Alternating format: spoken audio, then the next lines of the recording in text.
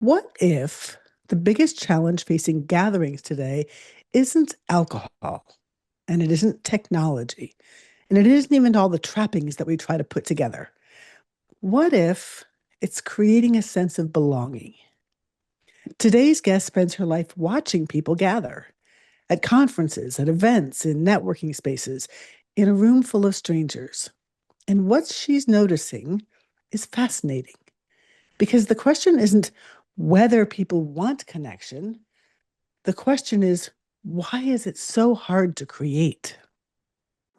If you've stepped away from drinking or the things that used to numb you, you know it changes your life. But it changes the people watching you too. You become quiet proof that something better is possible. On Sober Life Rocks, we talk with people who realize that their choice wasn't just personal, it was a platform, a chance to be a leader, to shorten somebody else's learning curve, to do something that really mattered. If you felt that pull, you're in the right place. Subscribe and stay with us. Today, I'm talking with Eming Piansay. Eming is the multimedia editor for Smart Meetings and host of Smart Start Radio, where she covers everything from food and beverage trends to AI, technology, diversity, equity, and inclusion, and the future of events. But what interested me most about Eming wasn't her job title, it's her perspective. She spends time observing gatherings more than almost anybody else that I know, watching what works, watching what doesn't work, watching how people connect. And lately, she's been noticing some interesting shifts. Eming, welcome to Sober Life Rocks. Thank you so much. I'm really excited to be here, especially because this is my first time being a guest on someone's show. So thank you for Oh, having me. well, absolutely. Yay, I'm happy that you're here. And for those of you listening, this is a little bit of a shift from our normal guest, but I felt like it was really important because, you spend a lot of your life in rooms full of people, more than Yeah. most of us ever will. So I'm curious to start off with what's something that you've learned about human beings Mm. simply by watching people gather? Wow. Deep question. Well, I think people naturally, like we crave to be around other people. I mean, I know I'm an introvert, but for the most part, I do like being in rooms with people because there's ideas there, there's thoughts there, there's networking there, and by being in rooms with people, you're able to, as a person, you are able to, what's the word, grow, and develop and become a different person in that respect. So I feel like right now, people crave events and spaces like this because it allows them to think outside of themselves and ultimately become a whole new person. Mm. There's been times, though, that I have walked into those rooms, whether it's, a gathering of friends or a big conference, and Mhm. I've felt alone. I mean, have you ever looked Mm, around a room and thought, everyone here's talking, but nobody's right. really connecting? Like, what does that look like in your experience? I mean, when I'm at these events, I'm a reporter. So I typically don't know a lot of people when I'm there. So I watch a lot. And it's people who like know each other, they'll gather in different sections of the room. And then sometimes there'll be people who kind of wander up and just join in.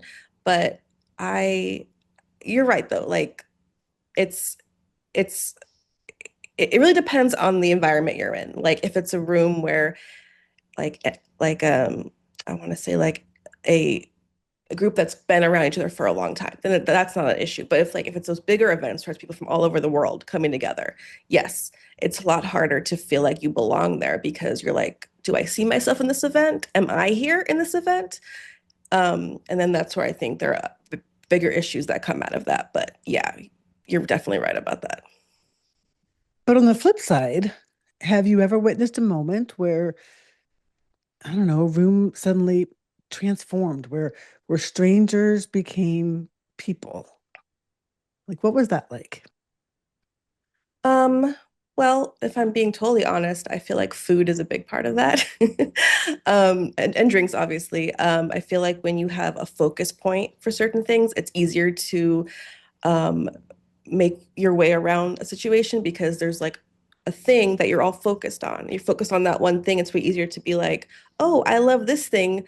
Who are you and where are you from? And then that can from there snowball. So I feel like if there's definitely like a specific focus involved in whatever room you're in, it allows people to like be like, oh, you like this thing too, so do I. Let's go from there.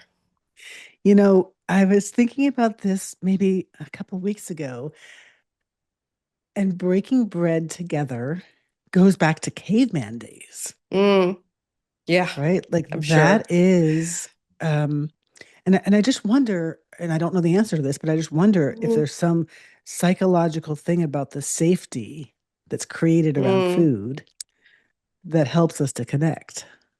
Yeah.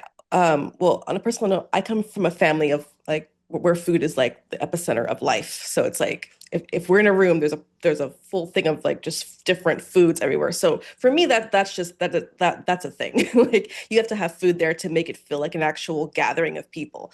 Um, yeah, that's I feel like if there's no food at your event, then something's wrong. And you probably should rethink how you're doing things a little bit. But food and drinks, you have to consume some kind of beverage, and Yeah. we've in all of these things we have the adult beverages. Mhm. And you had mentioned to me before the podcast started that alcoholism has touched your family. And I'm Yeah, not looking for the whole story here, but I'm just curious, sure, like, where did alcohol fit in your growing up and that whole food and drinks sure. aspect to it? So my grandfather was an alcoholic before I was born. So it was for a long period of time. And then when my mother had me, he realized that if he maintained this lifestyle, I would not be in his life. So he decided to make that shift. And then became sober and then made room for his grandkids, which was kind of replaced that part of his life, which was great for us and for him and for everyone in his life, obviously. So I was very aware of the fact that that was in me too, probably. Like I had the possibility to do that. So even though I wasn't necessarily aware of it when I was growing up, because I was like, I'm in my 20s, yada yada yada, like I'm fine. And then I started realizing I was like, maybe there is something to this. Like maybe I should be more thoughtful of this process for myself because if it's history will always repeat itself. And if I'm not careful, I might also be part of that. So the older I got, the more I'm like, maybe not. Maybe I'll just like scale it back a little bit. So Hmm. long story short, I get it. And I'm trying to be more thoughtful of it now as I get older. Yeah. So, but growing up, was food and drinking sort of all part of the picture, or was alcohol not necessarily? Yeah, I worked at a nonprofit for about 7 years of my life, and that was like our end of day thing. Like we would go to the bar before the sun was even set. So it was a part of the social aspect of like, oh, we had a really long, hard day, and now we're gonna go to the bar and drink. So it Hmm. definitely it was the social structure of how I from like age 21 on, like Yeah, so that's how I thought socializing was because that's what I was kind of taught unintentionally, but more or less. absolutely. And So, that's everybody's story, honestly. I mean, I mhm, talk to so many people, and that's exactly how I grew up as well. Like that right. was when you're an adult, that's what you do. Hmm. So now my question is this. You grew up having this sort of in the back of your head, then as a young adult, started into the lifestyle of like drinking is how you bonded and relaxed together. Hmm. And now you've had this awareness that maybe going all in on drinking wouldn't be good for you. Hmm. So, do you think that these perspectives affect at all what you notice now when you're at events and social gatherings? Yeah, in a sense, because at events, when you walk into a ballroom or any kind of cocktail hour of some sort, the first thing you see is the bar line. There's like three or four of them. And you see like the wines, you see the whiskeys, you see the scotches, you see anything really. And you're like, ooh, a cocktail list. And then you peruse the giant menu, or sometimes it's giant, sometimes it's small, depending on where you are. Um, and it's definitely something like, even though I hear people say that people drink less, I still see it. So I'm like, do they? I don't know if I totally believe it. I mean, it probably is true but I I feel like it hasn't changed that much because in events I still see it, and the mocktail lists are always like very small, or I mean Or they are getting better. non-existent. Yeah, they are getting better. I think I have seen a few, but I feel like the offerings are still very much the same. I don't feel like that has changed very much. Mm. Yep. Let me take a little bit of a shift and now Sure, just kind of go into this bigger picture of events in general. sure. You've had a front row seat to potentially see culture shifts. Hmm. What's something that you're seeing now that maybe you weren't seeing 5 years ago? Are people gathering differently at all, or are they wanting different things from gatherings? The one theme, I don't know if this relates to what you're talking about specifically, but people like intention or realistic, like being honest and authentic in your intentions and showing up in ways where it feels like people are seen. Um, because if people don't see themselves in your event, I don't think they're going to come back. Tell me more. So, What do you mean by that? like, like when you are looking at your list of guests and you're curating events with or stuff within your event to make them want to like explore and enjoy. If you create like, let's say for me, I would love I don't know, like a tea reading. Things like that. That like I'm like, oh, I find that very interesting. I would love to go to that. Um, and I think when you're curating an event, you have to think about the broad range of people who are attending. And in that ways, you're looking at like if you're able to like, do a survey where you inquire like things people enjoy doing or like, even if it's like not directly related to the event itself, it might help give you intel as to like how can I appeal to them and make them, stay and then want to come back next year if we host the same event. Does that make sense? So it absolutely does. So tell me about some of the things that you see that people have begun to incorporate in that vein. Um, I went to one of I went I'm sorry, I went to an event a couple, I think it was last year, and it was food based. It was very much food based. And I'm a foodie, so I obviously loved it. But they offered like different regions around the world, which I thought was really cool because often you go to an event and it's just like this very standard, just like this Chicken is with goop. that. Yeah, kind of. And so this one was like they have sushi, they have like I can't even name all the things. Shrimp, steak, different ways to offer up food. But that was the first time, it's kind of a side note, but also on track of what you're asking me. It was the first time I actually really liked their mocktails. Like I was like, this is rare that I feel like they have a mocktail list, but it actually didn't, it wasn't just like a bland offering. There was again intention in that process. So that's kind of how after that moment, I was like, okay, this is my standard for how I'm looking at events afterwards. If they have at least if even if it, even if sorry, even if it's a small menu, it's at least a thoughtful menu. So now, since then, at any event, I'm like, where's the that menu and how big is it? And if it's not big, is it good? Because I Yeah. feel like that's the biggest like issue right now. I was reading your LinkedIn, Mhm. just trying to get to know you a little bit. And do I remember that you were at some event where there was actually a cooking class that was part of it? Yes, that was in Lake Lake Elkhart. They created a class during COVID or around the time of COVID, and the chef is amazing. We made pasta, we made our own sauce. It was very immersive, and I really loved it. And that was an event that was more than just that cooking class, or was that the event itself? It was a fam trip, so I was exploring the different spaces around, like their meeting places and things I could do while I was staying there. So it wasn't really an event. It was more just a tour of the destination itself. Okay. But Okay. it's kind of in the same vein, sort of. Okay. One of the things that Laura and I talk about all the time is that people feel like they're hungry for something deeper. Hmm. It's expensive nowadays to travel, to go Hmm. to a Yeah. conference. But even in, I think, personal gatherings, just getting together with your friends and like having a potluck is cool. But Hmm. I wonder whether you're seeing things where maybe it's not more people, maybe it's not bigger events, maybe it's something else. I don't know. Are you seeing that too?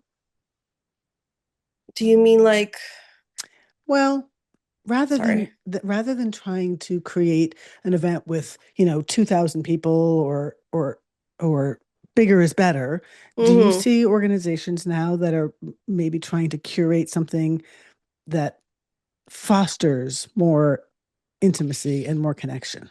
Yeah, for sure. I feel like we've definitely written about events that have or leaning towards that, just because a lot of the time I feel like there's there's just so much going on in our world, and then you want to bring us into a room and have us still intake information with everything else around. There's just a lot going on. So I think when you curate events that are not necessarily like on a huge scale, like IMEX, and you kind of whittle it down to like a smaller one or smaller-ish one, you are able to provide again the intentionalness. I keep saying this, but it's true of what it means to like really have people engage in what you're trying to offer. Because if you aren't, really getting down into the details of what you want people to take home with them, then then ultimately was it a good event? Was it Mhm. did it work? Did you get what you wanted out of it? I love that. And I'm thinking about the person who maybe they're listening and they run a small sales team Hmm. and they get together once a month for a regional meeting or something. Yeah.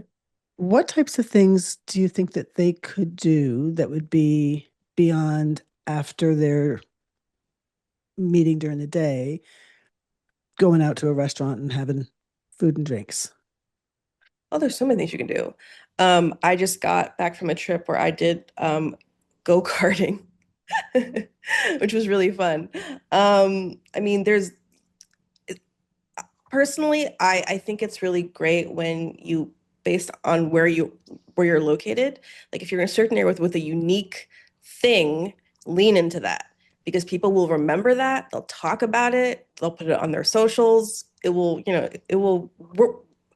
people will hear about it. So I think by Hmm. leaning into what's special about wherever your event is, creating things that are rooted in that are probably the most helpful. And what about just the Friday 4 o'clock happy hour? What types of things could somebody do instead of the 4 o'clock happy hour? Do you mean like with it still being like with food or just something totally different? Uh, People get off work at the end of the week and they just want to go have a quick something together before they head home for the weekend. Um, But as we think about the idea that more and more people are choosing to not drink or drink less, yeah, going to the bar for happy hour seems like an outdated thing. right.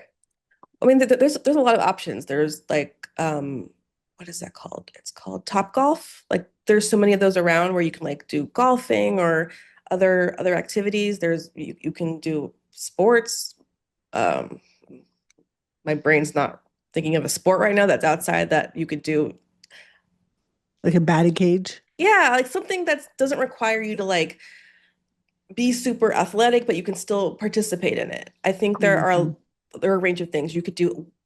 One thing that we talk about a lot is like it could be yoga, it could be wellness, it could be anything that promotes. Because that's one thing that I am seeing a lot of is that people really want wellness, but it's the matter of like we're not going to make you wake up at like 6 o'clock in the morning to do it. Like, what's something you can do that is doable that doesn't make you do more or have to like adjust your normal schedule to have to be, Mhm. you know. So I think I think activities that adhere to whatever people are curious about, wellness being a good example of that, are things that are a good choice because I'm like what I hear is like people struggle with like life balance, like work Yeah. life. Where do I do the things that make me happy? Well, if you can find ways to infuse that into your event somehow, then I think that will have long-lasting impacts across the board. Mhm. I love that. You know, when Laura and I really got clarity around next year's Amplify conference, Amplify Sober Mhm. Choices, Yeah. we started talking about this notion of really solving for this conversation that we've been having, like changing the future of gatherings. And we realized it's not about alcohol necessarily, Mm. it's about that feeling of connection, that feeling of belonging. Hmm. And the things that you've been talking about are amazing ideas.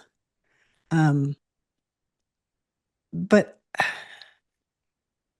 I guess the question that I have that I would love to wrestle a little bit with you about is like, from your perspective, having seen so many different types of gatherings, what are we getting wrong about belonging right now? Mm. I think I think the hardest thing about belonging is when you want for belonging in my mind, it means like I feel like I've found a group of people who understand me and acknowledge who I am as a person. And I think it's hard to do on a large scale because you have so many different people. How do you do that? um, and I think, sorry, I have something else happening in my window. I I think I think the thing we get wrong about belonging is that it's not like a one size fits all, and that you have to make room for different interests, different likes, different ways of interacting. Like, are you an extrovert? Are you an introvert? Do you like coffee? Do you not like coffee? Like things like that that are, very, general, but like if you get into that more, you can be like, okay, so we have one group that doesn't like alcohol. What can we do with them that they will still feel like they're involved and engaged and seen without making them feel like they're the outsiders of this group? And weaving in some additional connection between all the groups, essentially, however you want to do that, I think is important because then it makes your differences not seem as different and it makes your uniqueness shine a little bit more brighter just because like, oh, you don't drink, but you also like this though. So maybe we can incorporate X, Y, or Z in to this group's event and make them just feel more present, more appreciated, and just more engaged. Does that answer your question? Completely. So I'm going to run something by you that I sort of fantasize about seeing one day at an event, and I'd love to know from your perspective, do you think that this would even be possible, Mm, or or just as an example of what a meeting could do? sure. You know, after a big event is done, we all go into the big ballroom and Yes. there's the little black bars and the Mm-hmm. music's cranked up and you have to Mm-hmm. yell into somebody's ear and pretend like you can hear them. All too well. Yes. Okay. What if you took that same ballroom and you used those dividing doors to cut Mm-hmm. it into three, but Mm-hmm. leaving uh, Mm, openings, so you mm-hmm, could traverse through all three. And in mm, the far side is the little black bars and the loud music and the mm-hmm. dim lights playing great dance music so that people could go and, dance and all that kind of Yeah, stuff. yeah. In the middle section was more of an activity based area Mm, where maybe there was some, I don't know, carnival games or the faux poker or something. Because what I know about, especially men, is men don't stand face to face and have yeah, meaningful conversations. yeah. They They'll want talk to do about things. sports, whatever, but not meaningful. But when they're doing things together, Mm-hmm. side by side, they often will have more meaningful conversations. Mm, mm, Now, in the third room, it's set up as sort of more of a quiet lounge with maybe some mm-hmm, sofas, maybe some mm-hmm, tables, maybe some table games, maybe some mm-hmm. puzzles, maybe some, you know, Jenga towers or something, so that people who Yeah. wanted to have those quiet, more intimate conversations can have that. Mm-hmm. But here's why the doors are open between, because I'd be in that bar lounge for sure, having intimate conversations. But if I heard Yeah. my favorite song Mm-hmm. You just run over in the through. other room, I'd be like, hang on one second. And I'd go Yeah. run over and dance, dance, dance to my favorite song. But Yeah. then I'm out of there and I can come over to the lounge and continue to have my more quiet conversations. What do you think about that? I think it's a good idea. I think I would have to like see drafts of this drawn up to like really visualize it. But yes, I think that is a good idea. I think it might need more buffer though, because sound bleed is going to be an issue. Especially like depending on how loud the music is. And if you're Mhm. trying to do things and then talk, that would be my one concern is that how loud is it and Mhm. how far apart, like how thick are the dividers, or is the like room, hallway, room, room, or yeah, that Yeah. yes, the design essentially is going to be your biggest factor because the the sound would be a lot. Yeah.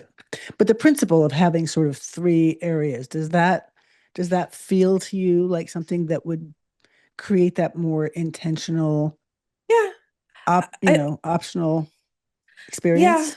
I feel I feel like I've seen and heard about this a version of this. I went to one event where they had like a quiet space for people who wanted to just be, but I honestly could not.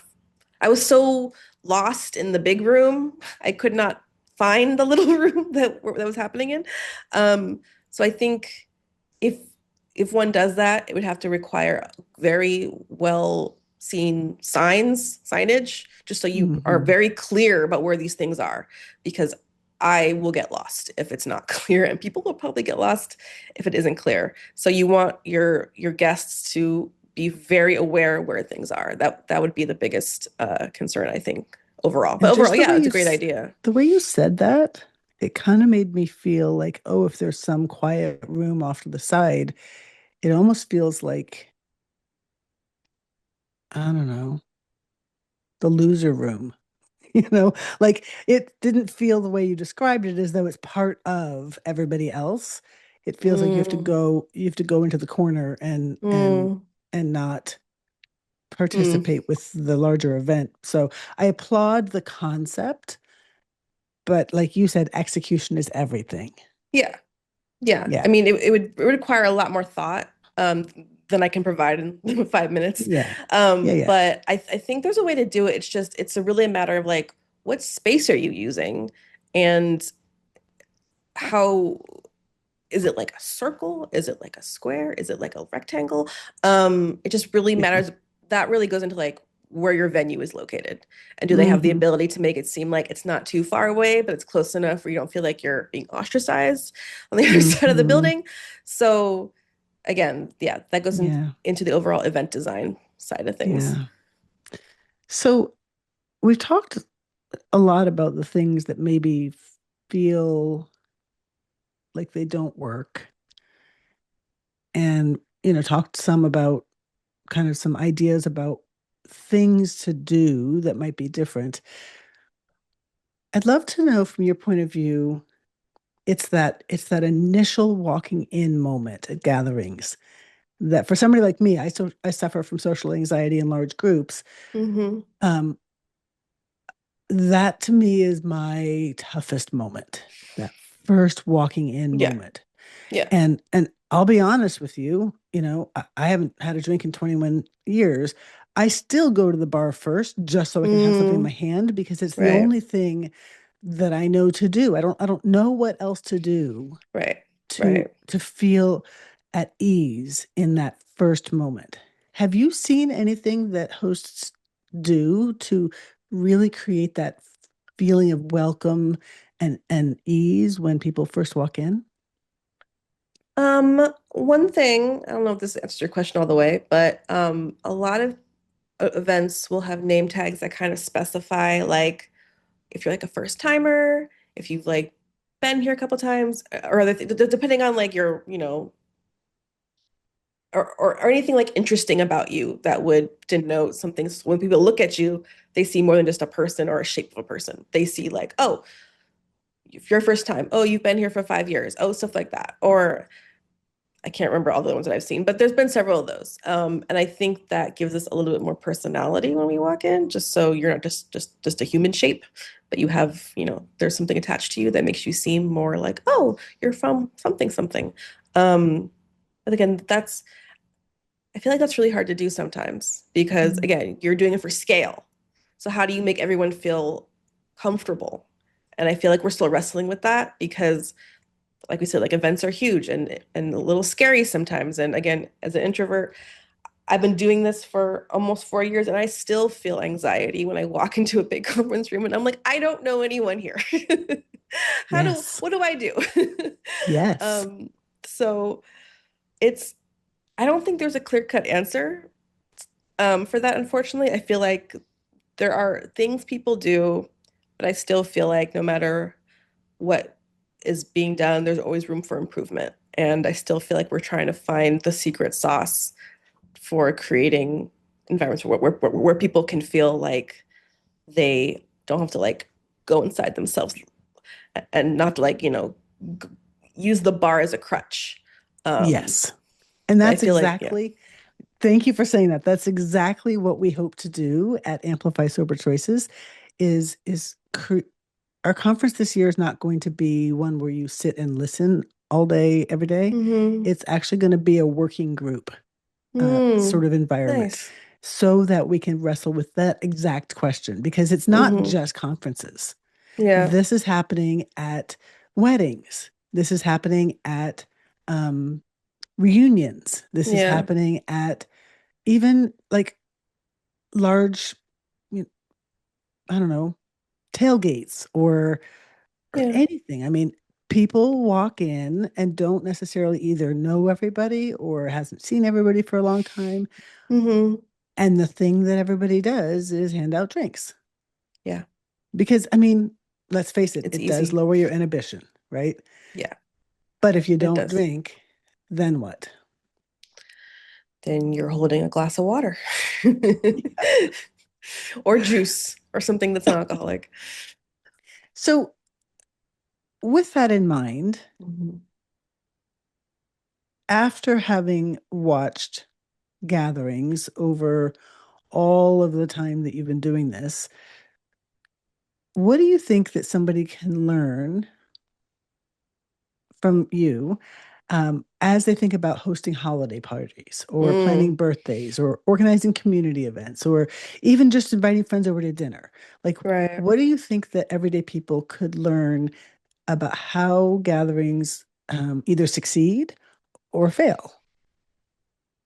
I think I think that obviously you can't avoid the whole people having drinks thing. That's kind of the focal point for most events. However, I feel like from everything that I've been to event wise, I feel like crafting little moments that aren't tied to a beverage or a beer or a wine or a cocktail are really what will make events more memorable. It's those experiences that you have with people that you bond with, that you bond through. Those are, I think, essentially what anyone could do in an event, whether it's corporate or not corporate. It's that, but then that goes back into like, who's here? What would they all like? And that'd be a bigger conversation.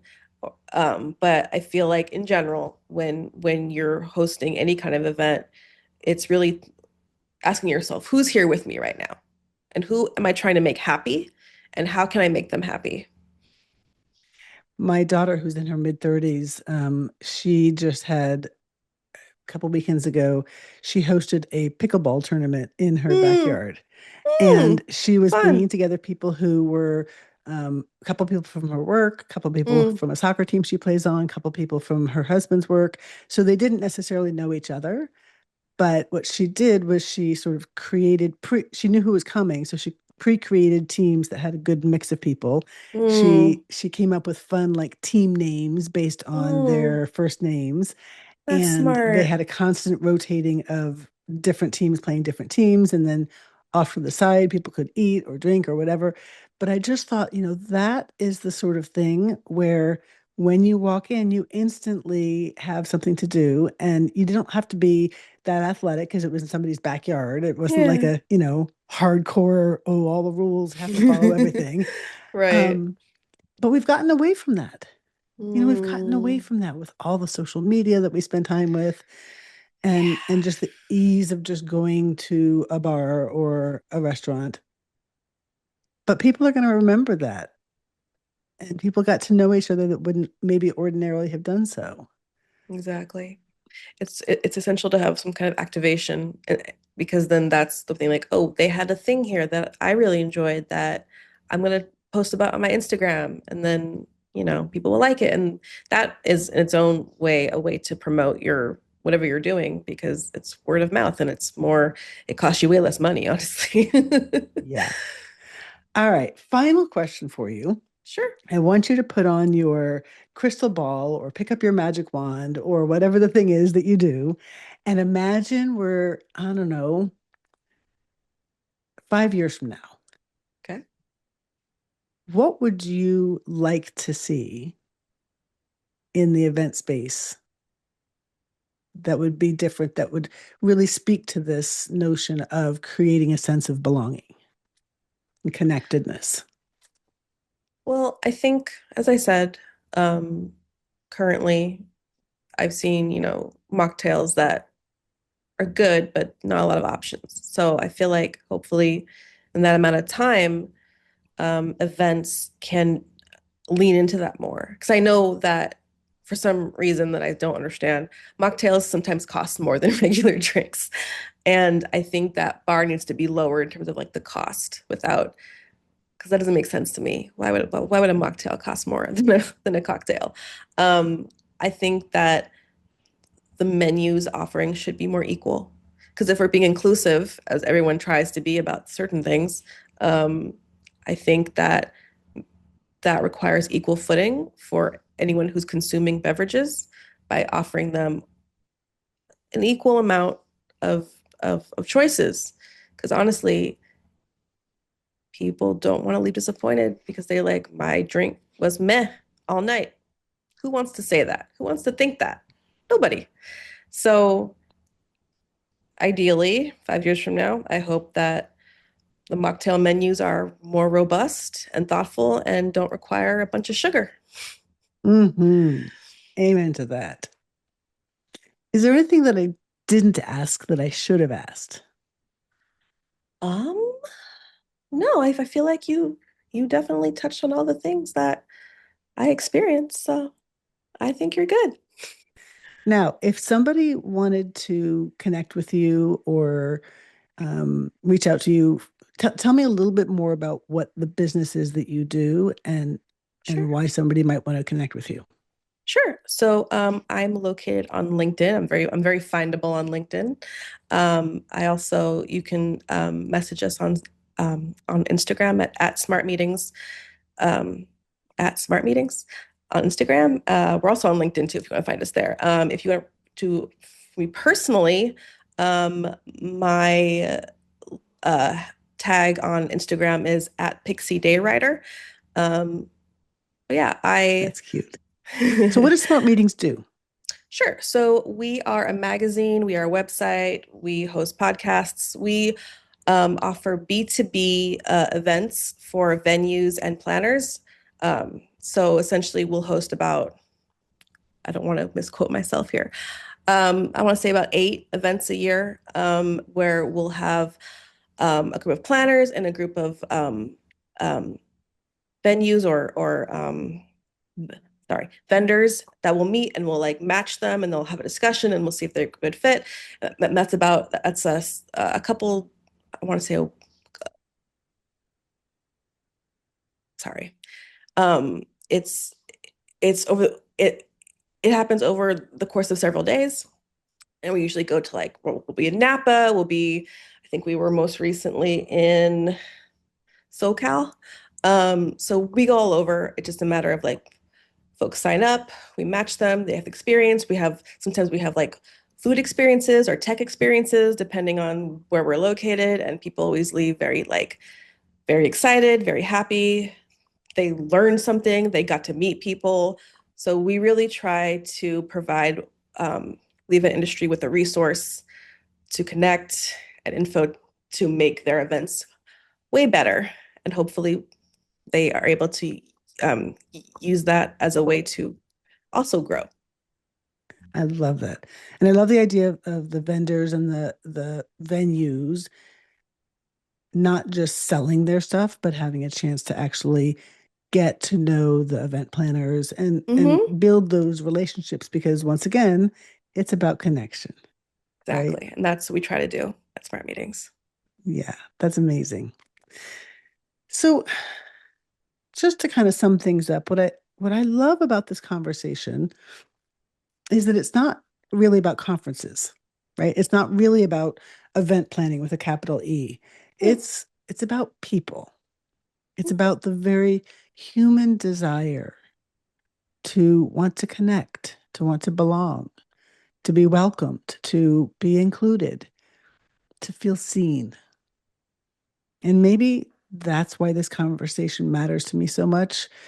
Because whether we're talking about a conference or a family gathering or a dinner with friends, the future belongs to people who know how to create belonging. And I think that that's something all of us can learn. Mm-hmm. If this conversation resonated with you, please share it with somebody who loves bringing people together. And if you've ever wondered whether there's a better way to gather, to connect, to celebrate and belong, you're not alone. Please go to soberliferocks.com and click on the Amplify tab to learn all about our conference next year because we would love to have you there and engage in this conversation with us. And make sure that you're subscribed to Sober Life Rocks on YouTube, Spotify, Apple, wherever it is that you listen to your podcast so that you will hear amazing content like this every week. We're really glad you're here. Emig, thank you so much for being here and being part of the conversation. Thank you so much. I really had fun with this whole with this whole conversation. Thank you. Mhm.